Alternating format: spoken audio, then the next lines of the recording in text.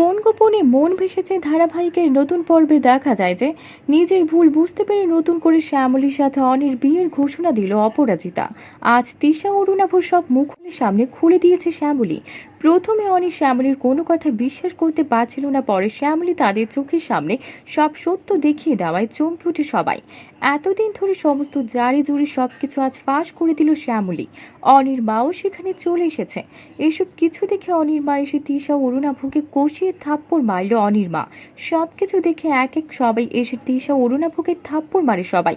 তারপর তাদেরকে পুলিশের হাতে তুলে দেয় অনির বাবা সূর্য। এইদিকে আসলে অপরাধীদেরকে ধরিয়ে দেওয়ায় এই প্রথম শ্যামলীর উপর খুশি হয়ে যায় অনির মা।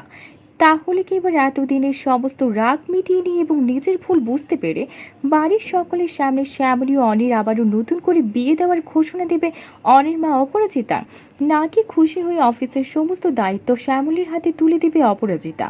তো বন্ধুরা, কি হবে এবার? এক্ষুনি একটা লাইক দিয়ে এবং কমেন্ট করে জানিয়ে দাও তোমাদের মতামত। ধন্যবাদ।